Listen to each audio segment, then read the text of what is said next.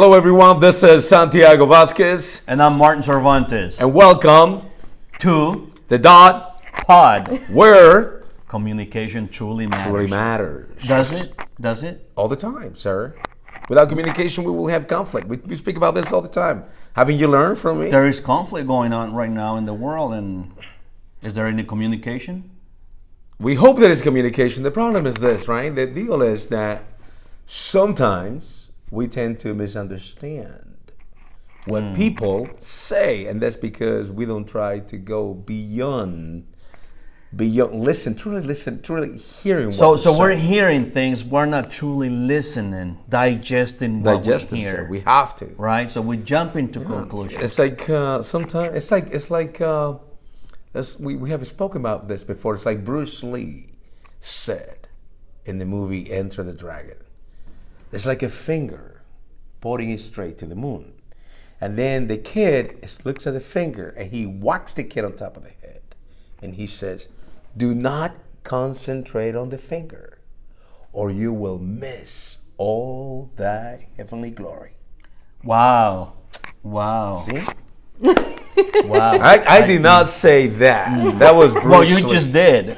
You repeated what he said, so you said it. I quoted Bruce Lee. Okay. I don't want to steal anything from the man. So. Well, and I know it's been a while since the last time we actually posted something on the DOTTE POD. It's been probably 2 months. Couple of months. We've been busy. Life takes over, and we have to take care of business and then pay our bills and move on. And take a vacation when you have a lot of money. And I don't, so that's all right. Sometimes.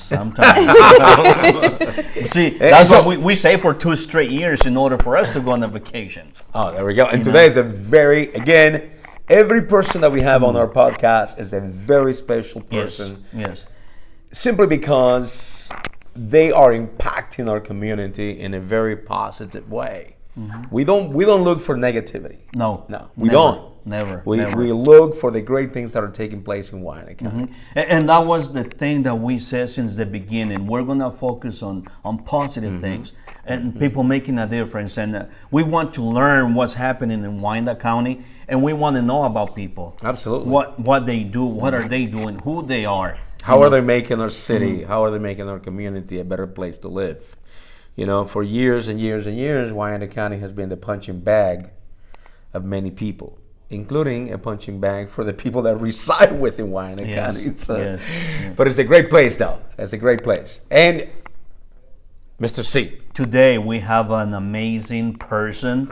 I've known her for a while, and I learned a lot from her. Believe me, I do. She probably doesn't even know that, but I have learned a lot from her. Miss Samantha Saysoff. Oh, good job, and you got it right. Oh, what do you mean I got it right? It gets messed up quite often. Your last name? Mm-hmm. Wow. No, no.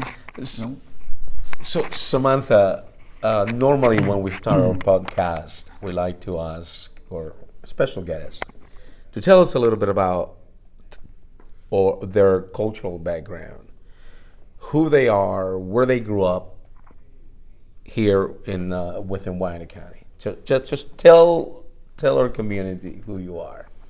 Well, as Martin said, my name is Samantha Saysoff, and I have grown up in Wyandotte County my whole life. I've been born and raised here. I grew up actually on North 19th Street. Walk out onto my front porch, could see Bishop Ward and Donnelly College. I went to St. Pat's in my elementary school years, and then on to Bishop Ward in my high school years. Graduated in 2007 from there. Another cyclone. Yes. Wow. Lots of cyclones around here. Great place. I love it. After that, I became a mom very shortly after high school. My son and daughter were born, and we stayed residing in Wyandotte County. I went to college online through Fort Hays State University, earned my bachelor's degree in sociology. And that was just in the past 5 years. So I was a full-time worker for the UG, as well as a full-time mom and a full-time student. Wow. All at once. Three awesome. full-time jobs. That is awesome. Now, you started working for the UG right after high school then? No, I did not. I actually worked for Security Bank of Kansas City. I was a vault teller for quite a few years. And then I actually worked for a local accounting company for a few years as well. And then I came to the UG. I started out in the motor vehicle department as a line clerk. And then I came over to fleet, starting out as a clerk 2. Was promoted to the fleet coordinator. And then my current position, my promotion into Operations Superintendent. Wow! Congratulations. Yes. Thank you. Yes. Oh yeah. It's always wonderful to see women in a leadership role, because we know throughout the histories it's always has been dominated by male roles. And yes, I'm the first one to say it. Well, Are you offended by that? Look, women are capable, more capable than men. You can't even bear a child, so be quiet. And she's one of many women in our county that they are in charge of something, whether they own their own business, work for a private company with I'm not gonna just say a good paying job, but you're in charge of running this department. You have people behind you. And I'm not saying just because you're a woman, but you're an intelligent woman. I appreciate that.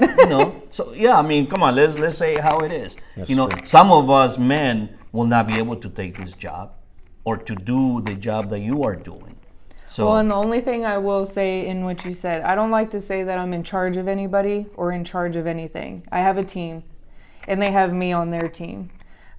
We focus highly on our leadership skills here and building up every single person. Even if they have a bad day, you always have to remind yourself that you have to hone in on that one really good aspect of them and focus on that and bring that to life for them. How can you support them in doing that? So I might have a little more knowledge than someone in an area, but we're all leaders in one way or another. So speaking of leadership, you're also part of Leadership 2000, Class 45.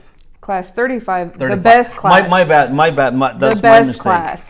No, Class 33 has been, will be, and is the best class. Well, we'll see at our bowling tournament. Well, I don't think that's going to dictate what the best class is. Oh, yes, it will. I was part of Leadership 2000, Class 33, and I've learned a lot during the time. And I know you're a part of this right now, and I'm hoping and that you are learning also part of Wyandotte County and leadership also. Absolutely. Leadership 2000, they always say one of our very first days is we get to take a tour of Wyandotte County, all the way west, all the way east, and everything in between. And there are hands down many places that I went in that one day that I'd never been to in Wyandotte County, and not saying anybody's age here, but all of my 33 years on this planet and living in Wyandotte County that I did not know existed, or I didn't necessarily know the great historical value behind it. Yeah, I love being a part of the Leadership 2000. So now you're here. I'm assuming that you are also a part of the leadership here, right? But you are not the one that says, hey, look at me, I'm in charge. You do as I say, Absolutely You not. are a humble manager, supervisor, leader. There's a 4-letter word that we refuse in this division. Okay. You do not use the B word. Boss.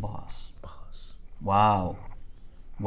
Looking around and seeing all these post-it notes here, they're very positive. Yeah, this one thing that I noticed. I mean, I don't want to be redundant, but most of you knows that I know that I spent 27 years as a police officer.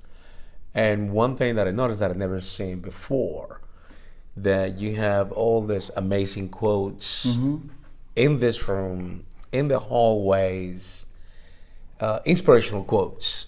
And I also noticed that the ambience of positivity among the workers, something that wasn't there before.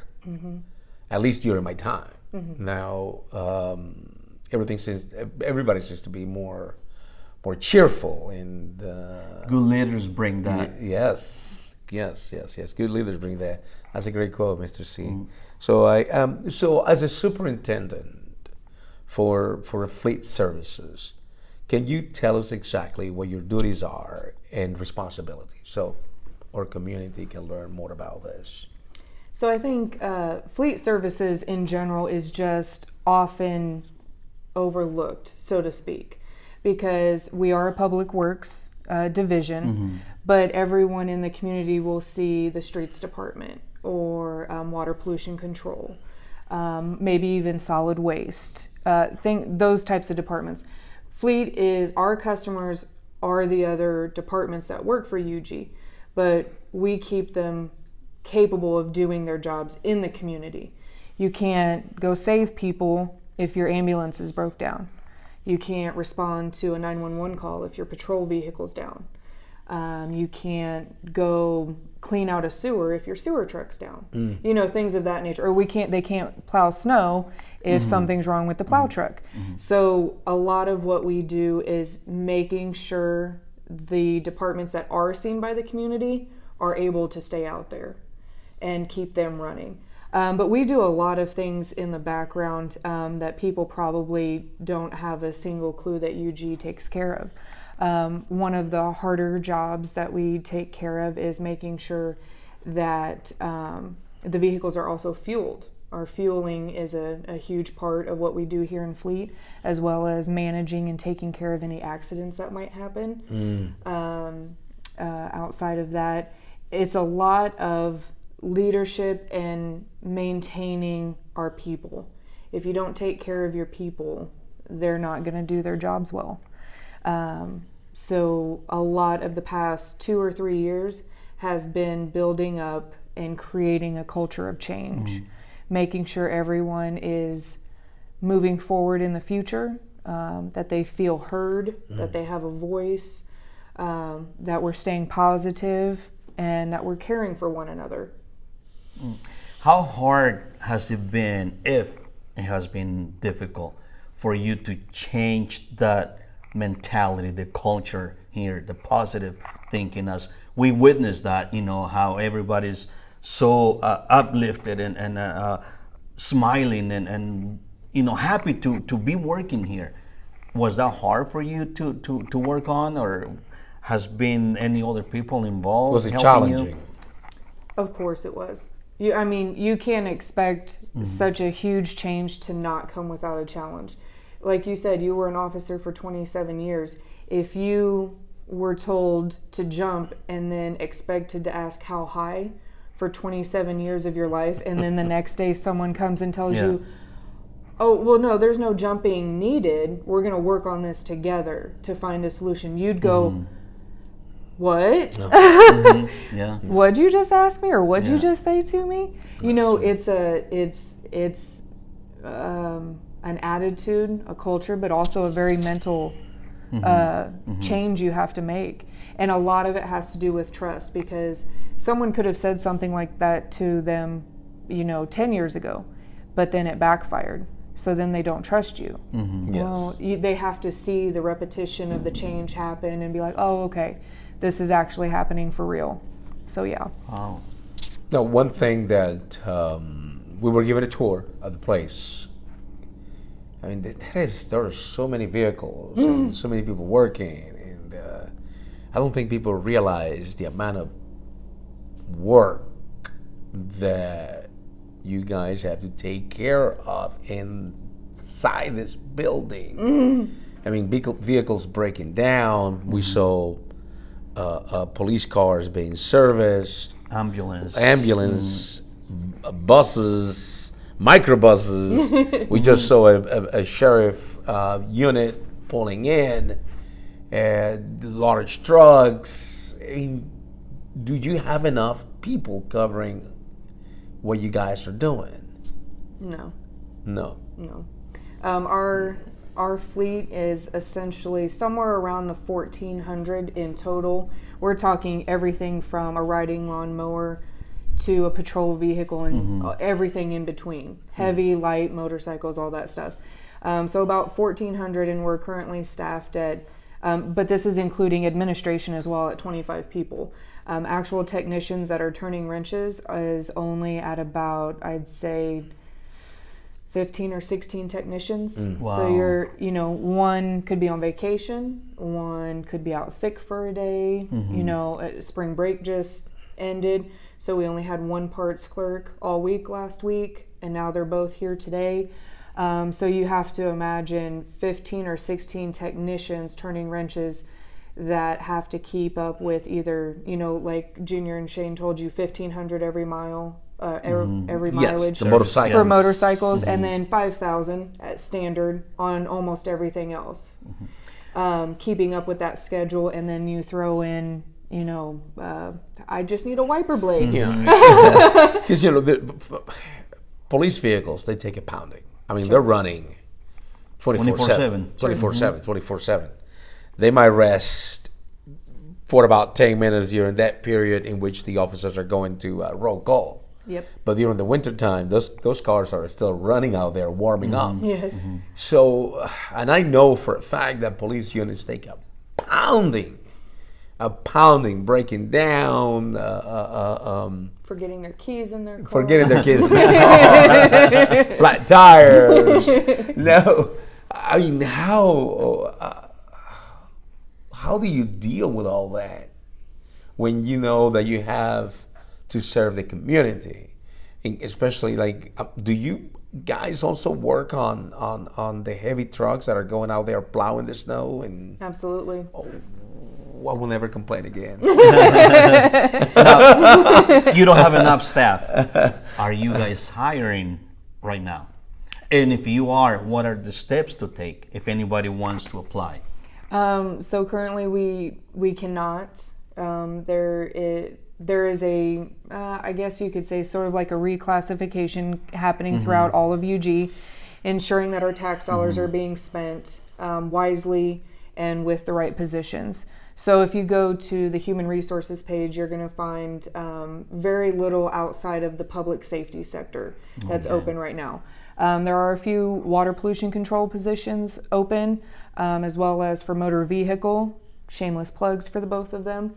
But when we do, we actually have a subcommittee that's ran by Diana Jimenez, who is our office manager for Public Works, also a Leadership 2000 Class 35 member. And she gathered a group of different individuals across the board with Public Works, and they are actively preparing for when it is our turn for those positions to go back open. They want to visit schools, they want to go to fairs, they want to do anything and everything to make sure that we're hitting up mostly the youth. Because I don't think that, for so long the youth is told you have to go to college or you need to go to a trade school, which neither are bad decisions at all. But you can also come at an entry-level position with the unified government, and we will train you. Yeah, and that's one thing that I tell our youth, speaking of the youth. College is not for everybody, but your high school diploma is, because that will open up different doors. And some of our youth, they're mechanically inclined to work with their hands. They don't want to sit behind a desk or, do things like that. So, there's quite a few good mechanics, young mechanics in our schools right now. So that's an amazing thing that you guys are doing. That's a good thing, bringing the young people in. So Right. talking about youth, you mentioned before off camera that there is this program, this summer program that is just getting ready to start. Oh, yes. In which you bring young people into fleet services and you teach them certain things. Can you tell us a little bit about that? So that's actually the police department's summer cadet program. Okay. And so this will be the second year we've been able to host them. Last year was a little bit smaller, of course, testing the waters still within COVID and whatnot. But this year, since everything's lifted, they've gotten to expand the days that they get to spend here at the fleet campus with us. So when they spend time with us, of course, we'll feed them because, they're kids. But then, changing out a tire, checking tire pressure, different things like on the dashboard, real simple stuff, but still allowing them to learn things that they may not have been taught when they were growing up. But then they'll get to go spend some time with some other departments or divisions here at the Fleet campus at the same time. So they've expanded their time with us here this year. Well, what if instead of becoming police officers, they decide, hey, we're going to work on cars with the fleet services? We would The police happy to department have might that. say, you know what, we're not doing this anymore because you're taking our cadets now. We'd be happy to have that even on our resume. Oh, you came to the cadet program 2 years ago and now you're applying with us? Cool. Wonderful. No, well, I want to speak for myself and for those that may not know how the system works. How we had quite a bit of a snow this year. Just a bit. Just a bit of a snow this year. How does it work as far as, okay, we need to send the trucks out there, we need to get the road ready, we need to plow the snow. Can you tell us, I mean, I'm ignorant about this. How does it work? How do you decide, well, we're going to clean this streets first, followed by this? Do we have enough salt? Do we have enough sand? I don't know what you guys use exactly to treat. Well, I the promise streets. you we will never run out of salt or sand. Okay, Oh, good. Yeah. Now, and I know those trucks take a beating. Oh, yes. They take a beating and they have to be repaired. So how does it work? Because everybody complains. I complain and other people complain. Well, the street department hasn't come by. They haven't plowed the road. I've learned not to complain anymore. They'll go by, and we're some of the last ones because of where we live. So Well, I'm good with that. For those of us that need to be educated about how these things work, because he's a super smart, intelligent, every guy, blah blah blah. Tell us how that works, because I always wanted to know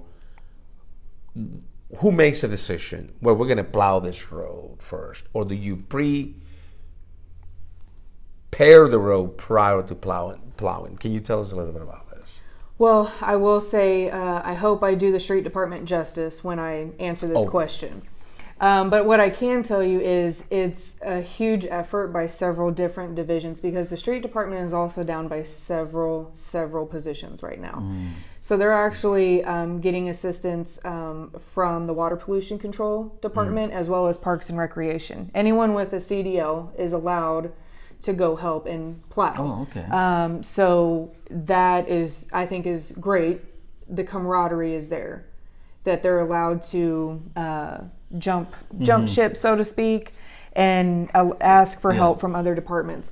But so say a storm is coming in at midnight, okay? So that day, maybe around noon, the department leaders will gather, typically in this very room, with a few other superintendents or our lead technicians, so that everyone's on the same page, and they'll kind of make a game plan. Well, we're getting information from here that says it's coming at midnight. We're getting information from here, it's not until 2 o'clock in the morning. So let's just break even, we'll start at midnight. So we have an A and a B team. So depending on who ended from the previous storm, it starts with the next shift.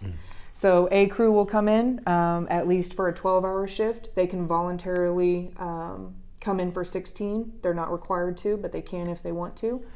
And they it's, as you said, we've had a little bit of snow. So the first snowstorm that said we were getting like 12 inches, we got like 2. So Then the next one said we're only getting 2 and we got 12. So it's one of those situations where it's the Midwest. So you call the whole crew in. We're out there making sure all of the plows and the trucks are in working order and ready to hit the streets. That's Fleet's part in it, as well as we have a parts clerk on duty to make sure that they have everything that they're going to need for typical things that might break or what have you. And then all the drivers are here at midnight ready to hit the streets. And it's kind of up to the storm what they're going to lay down, and if it's necessary to pre-treat. It's a moving target 100% of the time. So are the drivers assigned a particular district, or is they're it given something? a route? They're given a route. Oh, I should have answered that for you. You asked that in your initial question. So we have hot routes, secondary routes, and then neighborhoods. So your hot routes are Parallel, State, Leavenworth, Metropolitan, all those your main streets. So they're always going to hit those right off the bat first thing. Your secondary routes are anything that kind of feeds off of those main routes. That might be for fire stations, schools, that they're able to get to those main points, hospitals, things of that nature. And then comes the neighborhoods. I know street department might slap me on the hand for this, but I can't quite remember what the time frame is. Neighborhoods, you should expect to see those cleared in 24 to 48 hours after the snowstorm ends. We talk about common sense and what seems to be right. Everybody wants to be able to get out of their neighborhood. But if you make it out of the neighborhood and then State, Parallel, or Leavenworth are not cleared, where really are you going to go? Yeah, where really are you going to go? So now, during these storms, do you have mechanics working 24 hours? Yes, fleet is always on a snowstorm with the street department to keep them running. So if they come in at midnight, we also have an A and B crew. Our A crew comes in with their A crew. Yes. Okay. Now, of course, every time we have some kind of a storm, we have a bunch of accidents, car accidents, and the police department is super busy. Do you also assist? Like, I know the state goes out there and helps highway patrol, blocking the roads, placing cones, things like that. Did you guys do that too or not? Not the fleet division, no. We're here and we service the UG vehicles. So if one of our plow trucks gets into an accident, we have a tow truck that would bring them back. Yes. Okay. But public versus private, and so we wouldn't be able to unfortunately help the community in that instance. But if the street department called on us and said we have one guy sick, we have everybody out on a route, do you mind going to take cones out or lay a plate on the ground? We will tend to help. Yeah, absolutely. Are you also involved now that Kansas has a couple of professional sport teams? We have Sporting KC and the Monarchs. Are you guys involved in any way, shape, or form assisting when these games are taking place? Like maybe sending a crew there when something happens? The fleet division, no. No. No. If PD or sheriff is involved, like helping be off-duty security, that would be on their division. That's a division. Yes. So you guys don't have any involvement with that? No. Okay. Okay. Now, it's a lot of work. I mean, what we saw there. I don't know if you can speak about this. What budget? I mean, what is the budget to run something like this? Well, so it's actually pretty interesting. So the fleet division moved over to what's called an internal service fund, an ISF. It's also a baby, much like this training room. It went into inception on 1/1 of last year. So what that means is, what our budget was before, it got divvied up into all of the divisions that we service so that we could find true cost to each division. First, it was all of our money, and then we couldn't really track who was spending the most or who needed the most. Like we say, well, of course, PD is our largest customer. They're at over 300 vehicles and pieces of equipment, of course. In some departments, they just need one vehicle. Just kind of depends. So when we moved to the ISF, we're 1 year into it, and it worked just how we wanted it to. We are able to track now who needs those dollars the most. No one's paying for anybody else. No one's getting shortchanged. Everybody's able to budget correctly in years moving forward. It's been a great transition for us. All in all, it's really hard to say. The budget is a moving target because you never know, is a vehicle going to break down? Is it time to replace it? Is this department an enterprise fund where they're able to pay things for cash? Or are they grant funded? Did they get a bigger grant this year in order to expand their fleet? It's a moving target a lot of times. Off camera, you mentioned that when we walked into the parts division there, that the guys that you have working there are constantly hustling in the sense of calling here or calling this other company, trying to get the parts for the motor vehicles, trying to get the best prices for the whatever parts you need. So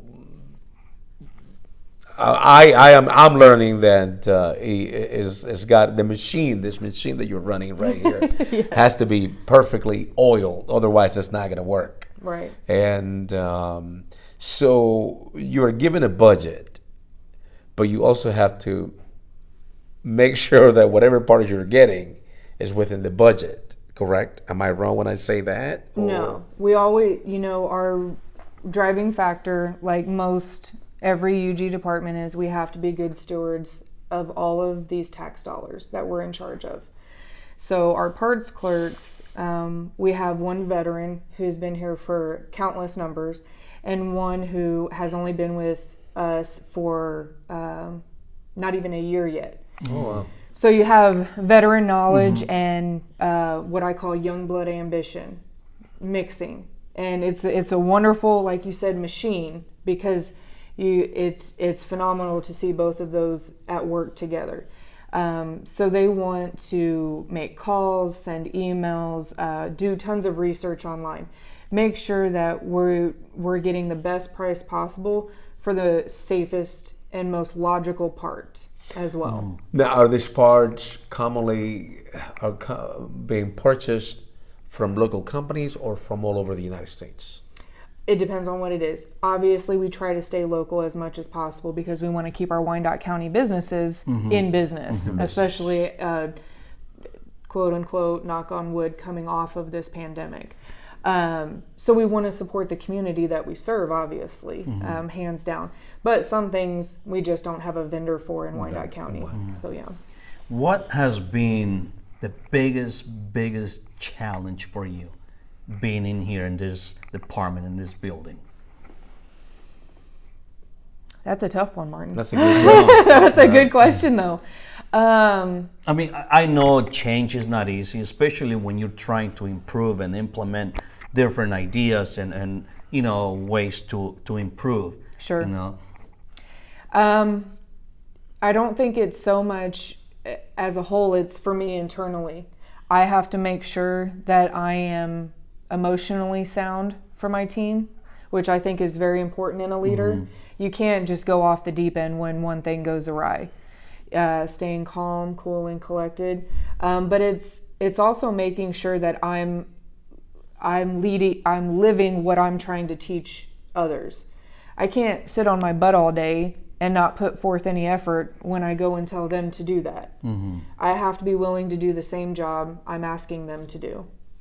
So I always have to be learning. I always have to be active. I always have to be out there with them, problem solving, sharing a vision for where we're headed, all of those things. Wow, that's amazing. So you are new at this position, correct? I have been in my new position less than a year. Less than a year. So what has been the biggest challenge, and what did you do to solve or find a solution to that challenge that you were facing? Just in this past year? Do you feel like this is extremely challenging? I'm navigating waters that I don't know.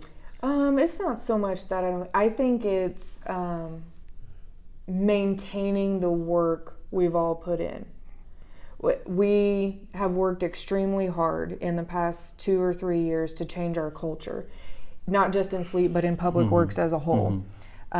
It's not management, it's leadership. How are we moving day to day and becoming better in our positivity, transparency, all of those things that leadership entails. And it's maintaining the work we've already completed, as well as still moving forward. All the little things that comes with that. So you've been with the UG for how many years now altogether? In July, it will be 7 years. 7 years. Yes. You're a young lady. I am. I like to tend to think so. You are. I mean, you're the same age as my daughter. For the love of God, I feel old now. You said it. I didn't.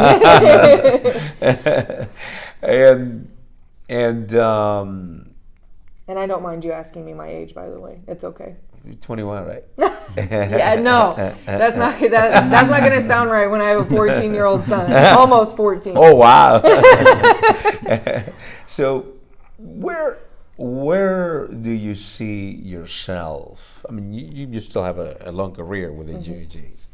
Where do you see yourself 5, 10 years from now?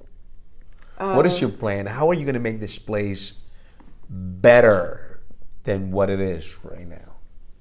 I'm going to give them their first female fleet manager one day. Yes, good answer. Good answer. That's awesome. Yes, yes. No, awesome. and that's definitely a goal. It's not it's not beneath me to understand and realize that that's going to be a huge goal and a huge undertaking and task. But I have to also realize that I have to time it according to not just my plan. Mm-hmm. It has to be for the betterment of the whole division. There was a job opening to have me move up, and I told myself, because of family and things outside of here, and a baby on the way, that yes, we forgot to say that. We forgot that part. Congratulations, she's expecting a baby. That it wasn't my time, and I have to realize that for my team, as well as myself. You know, there's a time and place for everything, and I'm doing other things. I've always had a huge passion for education. You know, I went to KCKCC for a couple of years, took a break, and in that break, I realized that I love learning. I just love education. I loved being online with Fort Hayes for my bachelor's. And now I've got that itch. I graduated at the height of the beginning of the pandemic, so I didn't get to walk. So I took that break, and that's been about two years ago. I graduated in May of 2020, so now I have that itch again. To get a master's degree, possibly. Oh no, I wouldn't go that far. Not yet. I'm actually working with. It's called American Public Works Association, and it's an accreditation platform, and I'm working towards my certified public fleet managers certification. That's awesome. Wow. It's awesome. Big things happening here. Yes. And we want to be back whenever you're running this place. Okay. Not running. Leading. Thank you. That's right. Come on, yes. Mr. Leadership. I know. Come on, We're running out of Mr. time. You know, we don't have much time left because we don't want more people to death. Not because of you. I was gonna because say. of us. No, but one question, because of us. one thing that I noticed though, that every single person that was working in the back, working as a mechanic, was a male. Do you have any female mechanics in this place? We do not. Oh. In a division of currently 25 people, myself and Tarina Lopez, who is our professional assistant, we're the only 2 females in the division. And I can tell you, fun fact, there are only 2 female CDL trained drivers that you will see out plowing. One works for water pollution control, I believe, and one works for Parks and Rec. Okay, ladies, let's get those tools going. I don't even know if I can change a tire anymore. You better don't say that on camera. I'm gonna look good. You can come to the summer cadet program. I should. You'll start over. I should reapply. Well, Samantha, we want to thank you for your time and for taking us and explaining what you do here, what the fleet services is doing for our community, and providing all the services for our agencies here. You know, we want to thank you, and maybe when we come back and see you, you'll be leading this place again. I mean, by One day. yourself, yes. No, Yeah. never by myself. But Martin. you might know, but you be the Oh, head my. leader, right? With leading other people, but you I'm be gonna the do one. my absolute best. Yes. Yes, that's what I meant. So we learned something new today. We learn something new every day. It takes a lot of effort, team effort, to keep our city going. From every pot that we have in our city, whether it is the police department, whether it is the people on the 9th floor at City Hall, and now here at Fleet Services. It takes a team, and all these teams have to work together to make our city a better place for those residing here and for those who are visiting our city. Let's be proud of Wyandotte County. Let's make Wyandotte County a better place to live. I am proud of Wyandotte County. As Although am I. I'm a transplant, but I'm proud of my city. So am I. This is my So city. am I. This I'm is a my transplant. town. Yeah. So, and I've been here, almost 35 years now? You know Something what? like that. June, Father's Day weekend will be 20 years that I moved here to Kansas City, Kansas. That's awesome. And I think that's the best. I know for a fact that's the best thing that I ever done in my life. Thank you so much. Thank you, Samantha. Thank You're you. awesome. Thank you. And thank you you. for your leadership. Thank you. And remember, you're not alone, okay? It takes a village. Look forward, don't look back. Till next time.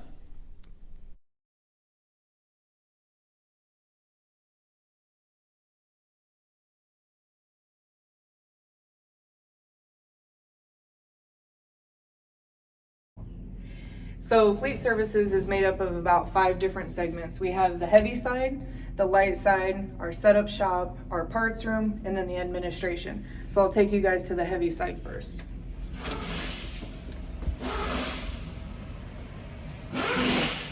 So anything on this side, we're talking about all of our heavy equipment and some of our rolling stock. So we work on ambulances for the fire department, our transit buses, our street department snow plows, spreaders, you've got water pollution control trucks, our sewer maintenance, and then in the very far back is our one and only welder, Tim Saint. So he does anything welding that the city needs. He makes customized items as well as everyday work for the street department, Parks and Rec, all sorts of different things on this side. So any UG vehicle comes here for any repairs, service, things like that. You guys take care of everything. Correct. The only thing we are not is a body shop. So body shop, we do vendor out to local Wyandotte County businesses. Yes. So we'll just take a stroll down the middle here.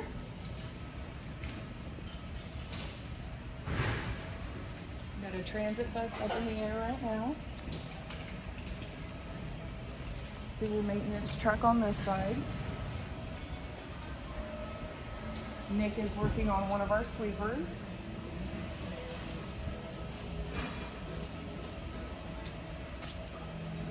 So if an ambulance breaks down while transporting a person, you are to blame. No, absolutely not. I'm just but playing. we will come to the rescue. We will come to the rescue. Or you guys will service? So we do a lot. We do towing for a certain amount. So this is Tim's. Sorry to interrupt. This is Tim's bay. So this is all of his welding area that he works on. Like I said, a lot of customized pieces he will do for the city, as well as anything. He works really hard, especially during the snowstorms, welding up pieces to do with the plows, the spreaders, all that sort of thing. But yes, so we do towing as well. We have two or three tow trucks, and if an officer's in distress and ambulances, we'll always go and rescue them. But obviously, they hold their spare ambulances, so they'll come trade out, of course, in those types of situations. So yeah, it's a very busy place around here, that's for sure.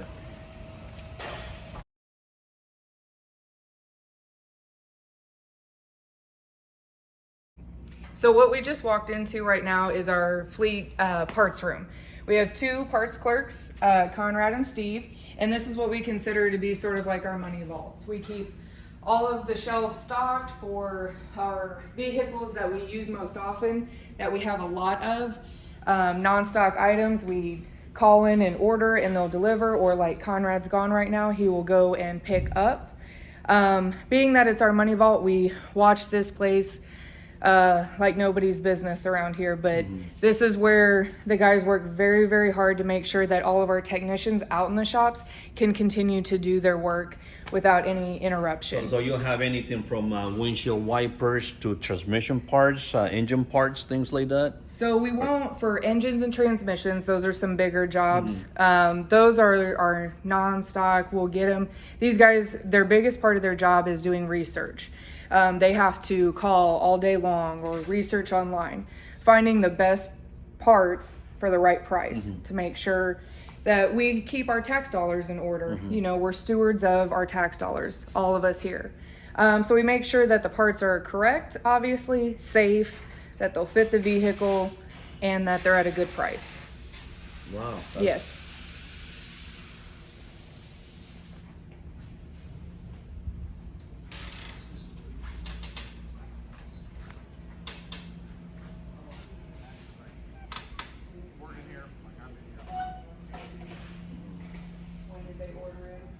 What unit is it going on? What is the part that they've ordered? Is it for an individual person or is it a stock? When do we expect it to be here? Obviously, we know how manufacturers and parts delays are affecting everybody in the country right now. So I don't know when. We have a question mark. Question mark, yeah. 12/21, we ordered an engine for this. Wow. And we still have no idea when it's going to get here. Wow. Who is it we're buying it from, and any sort of comments. That's how they communicate with one another if one's not here, or just to make notes so that they don't forget. Yeah.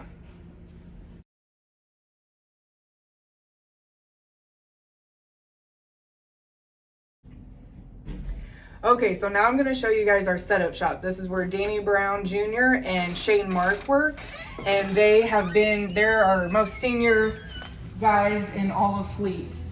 22 years, Shane, and 23 years for Junior. So these guys are set up. Any new vehicles that come in, they do all the upfitting. That could be anything from a simple light bar to rewiring an entire vehicle, lights, radios, anything that the departments ask for us. They also are the only two technicians in the entire Fleet division that take care of our Harleys for our wheel unit. So these guys are definitely specialty guys. They have knowledge that nobody else in the division really They know has. what they're doing, right? They know what they're doing, for sure.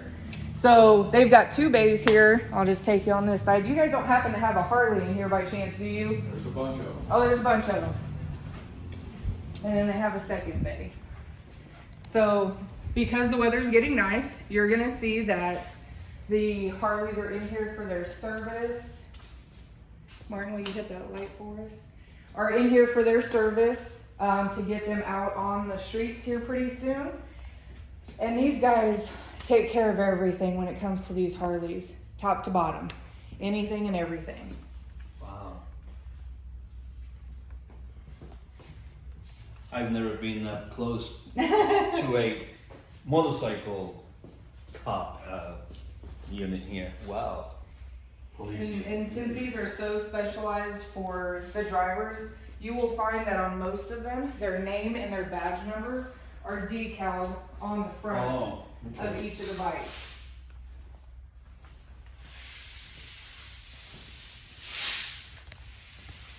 And so, since they're so specialized in what they do when it comes to the motorcycles, you'll see that they keep their own stock of things that are specific to the motorcycles in here that aren't generally in our parts room, just because it just simplifies life. Yeah.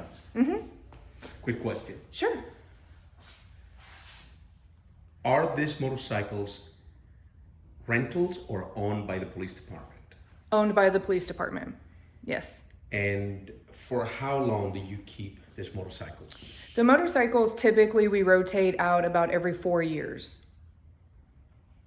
What do you do with the old ones?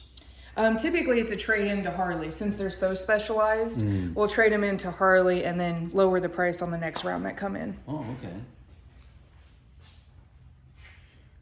So approximately how many miles do they accumulate through this process that the police officers have it? Well, I hate to put Shane on the spot, but since you walked in here, considering they only run obviously from roughly maybe April-ish to September, just depending on how the weather goes, it's really hard to say. Because sometimes they may put way more mileage on them than they would the year prior. Yeah. It's just kind of hit or miss when it comes to the weather. You want to turn one on for him, Shane? What, lights and everything? Yeah.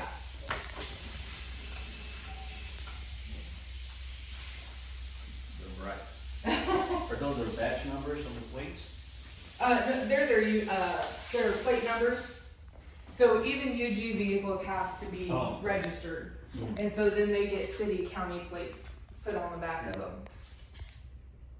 I thought they were the batch numbers because my son is 2083. I'm sorry. What is the price for one of those bikes approximately? That's a good question.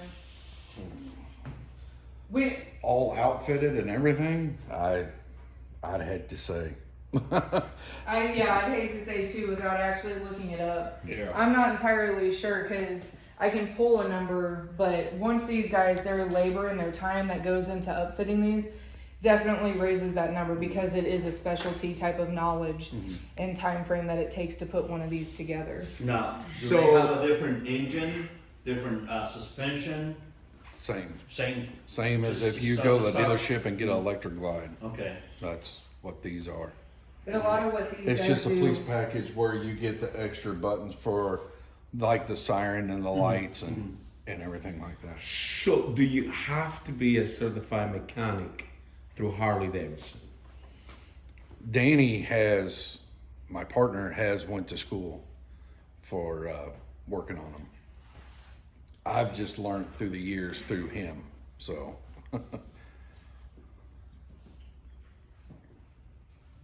I think. You gonna get a motorcycle, Mr. Z? I have one, but it's not a Harley, so. But a lot of what you guys do lies in this box. Am I correct? Well, yeah, but you can't really see anything now. A lot of the wiring when it comes to their GPS and the radios, having to figure out how to store the stuff and not tip the bike over, so to speak. Putting it lightly. It takes a lot of knowledge on Junior and Shane's part as to how to make this work efficiently for the driver of the bike. Now, how often are these bicycles served? Service? The service, like oil change. Every 1,500 miles. Oh, yes. Absolutely. We stay on those PMs, especially these guys when it comes to the motorcycles.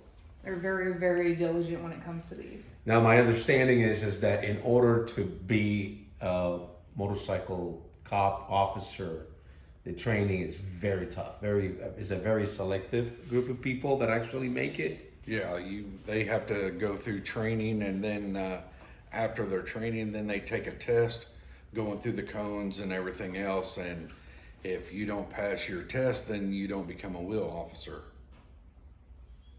Pass or fail on that one.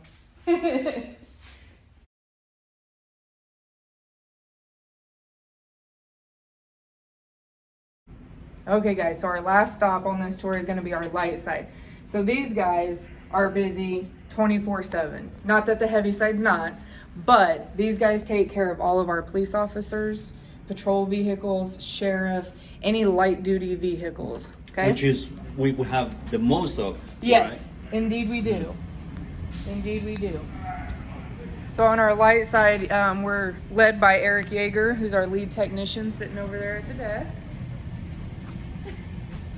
And I'll take you a walk down the light side here. So they've got their own tire room back there on that side. And then these guys are always hard at work. They have so much to do on this side.